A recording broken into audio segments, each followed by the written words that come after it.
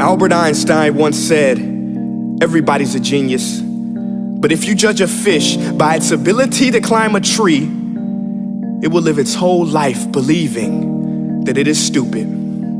Ladies and gentlemen of the jury, today on trial we have modern day schooling. Glad you could come. Not only does he make fish climb trees, but also makes them climb down and do a 10-mile run. Tell me, school, are you proud of the things you've done? Turning millions of people into robots, do you find that fun? Do you realize how many kids relate to that fish swimming upstream in class, never finding their gifts, thinking they are stupid, believing they are useless? Well, the time has come, no more excuses. I call school to the stand and accuse him of killing creativity, individuality, and being intellectually abusive. He's an ancient institution that has outlived his usage. So, Your Honor, this concludes my opening statement, and if I may present the evidence of my case, I will prove it. Proceed. Exhibit A. Here's a modern day phone. Recognize it? Here's a phone from 150 years ago. Big difference, right? Stay with me. Here's a car from today, and here's a car from 150 years ago.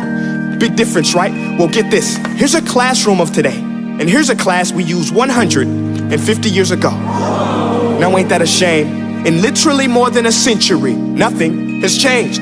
Yet you claim to prepare students for the future?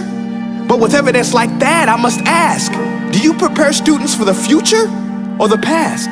I did a background check on you and let the record show that you were made to train people to work in factories, which explains why you put students in straight rows, nice and neat, tell them sit still, raise your hand if you want to speak, give them a short break to eat, and for 8 hours a day, tell them what to think.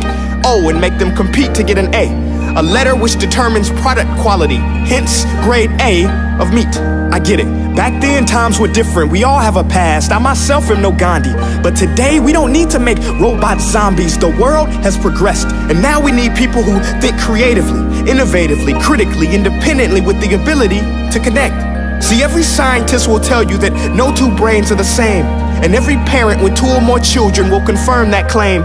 So please explain why you treat students like cookie cutter frames or snapback hats, giving them this one-size-fits-all crap. Watch your language. Sorry, Your Honor, but if a doctor prescribed the exact same medicine to all of his patients, the results will be tragic. So many people would get sick, yet when it comes to school, this is exactly what happens, this educational malpractice, where one teacher stands in front of 20 kids, each one having different strengths, different needs, different gifts, different dreams, and you teach the same thing the same way?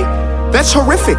Ladies and gentlemen, the defendant should not be acquitted. This may be one of the worst criminal offenses ever to be committed. And let's mention the way you treat your employees. Objection. Overruled. I want to hear this. It's a shame. I mean, teachers have the most important job on the planet, yet they're underpaid? No wonder so many students are short-changed. Let's be honest, teachers should earn just as much as doctors, because a doctor can do heart surgery and save the life of a kid, but a great teacher can reach the heart of that kid and allow him to truly live. See, teachers are heroes that often get blamed, but they're not the problem.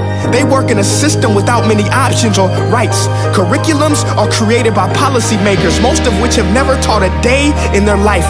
Just obsessed with standardized tests. They think bubbling in a multiple choice question will determine success. That's outlandish. In fact, these tests are too crude to be used and should be abandoned, but don't take my word for it. Take Frederick J. Kelly, the man who invented standardized testing, who said, and I quote, "These tests are too crude to be used and should be abandoned." Ladies and gentlemen of the jury, if we continue down this road, the results will be lethal. I don't have much faith in school, but I do have faith in people. And if we can customize healthcare, cars, and Facebook pages, then it is our duty to do the same for education, to upgrade it, change it, do away with school spirit, because that's useless. Unless we're working to bring the spirit out of each and every student, that should be our task. No more Common Core. Instead, let's reach the core of every heart in every class. Sure, math is important, but no more than art or dance. Let's give every gift an equal chance. I know this sounds like a dream, but countries like Finland are doing impressive things. They have shorter school days, teachers make a decent wage, homework is non-existent, and they focus on collaboration instead of competition. But here's the kicker, boys and girls. Their educational system outperforms every other country in the world.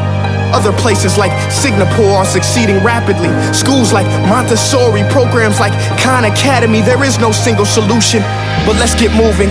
Because while students may be 20% of our population, they are 100% of our future.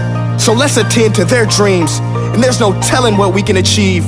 This is a world in which I believe, a world where fish are no longer forced to climb trees. I rest my case.